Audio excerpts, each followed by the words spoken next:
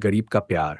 सुबह का समय था और शहर के सबसे व्यस्त बैंक में ग्राहकों की भीड़ उमड़ी हुई थी। हर कोई अपनी अपनी बारी का इंतजार कर रहा था। तभी बैंक के दरवाजे से एक गरीब आदमी अंदर दाखिल हुआ। उसके कपड़े फटे हुए और मैले थे। जूते इतने पुराने थे कि उनकी हालत देखकर साफ पता चलता था कि वह काफी कठिनाइयों से गुजर रहा है। जैसे ही वह अंदर आया, लोगों की निगाहें उस पर टिक गई। कई ग्राहक फुसफुसाने लगे, ये आदमी यहाँ क्या कर रहा है? शायद भीख मांगने आया होगा। बैंक के कर्मचारी भी उसे अजीब नजरों से देख रहे थे।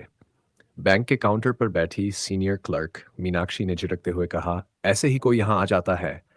पहले ये तो बताओ कि तुम्हारा काम क्या है?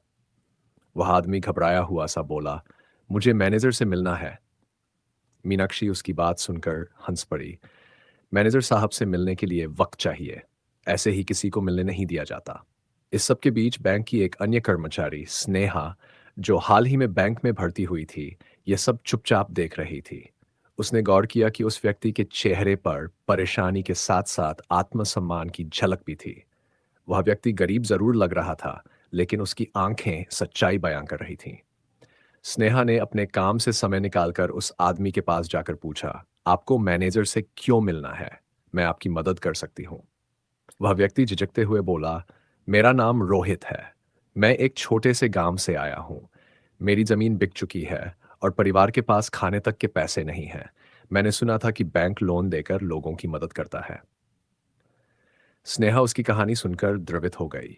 उसने उसे बैठने के लिए कहा और उसके जरूरी दस्तावेजों के बारे में पूछा। रोहित ने अपनी स्थिति स्पष्ट की, लेकिन बाकी कर्मचारियों ने स्नेहा का मजाक उड़ाना शुरू कर दिया। तुम्हें क्या लगता है, यह आदमी बैंक का पैसा कभी लौटा पाएगा?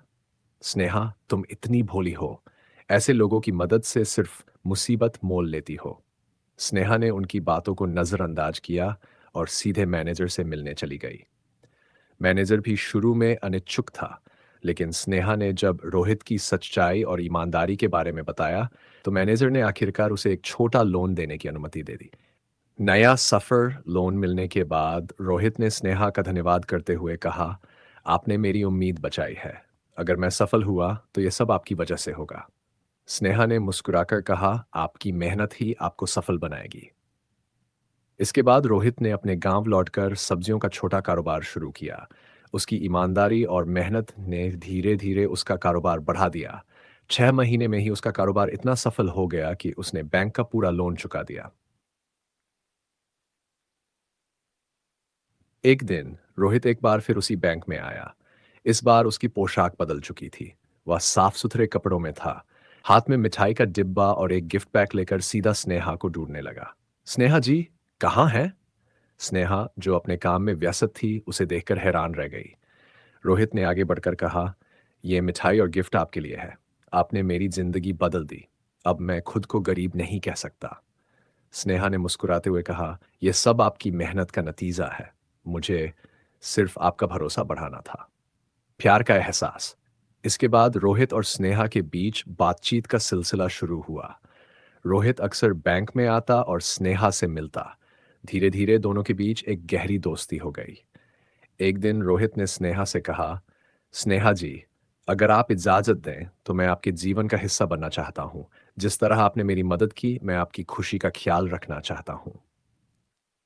स्नेहा थोड़ा चौंकी, लेकिन उसने रोहित की बातों में सच्चाई देखी। उसने कहा, प्यार में अमीरी गरीबी नहीं होती। मैं आपके साथ हूं।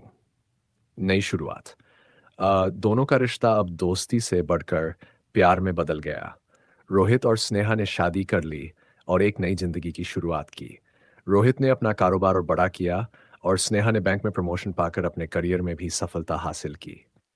इस तरह एक गरीब आदमी की मेहनत और एक लड़की की दया न केवल जिंदगी बदली, बल्कि एक खूबसूरत प्यार की कहानी भी लिखी। और ऐसी ही प्रेरणादायक और रोमांटिक कहानियों के लिए सोनू अग्रवाल सफ़र चैनल को सब्सक्राइब ज़रूर करें।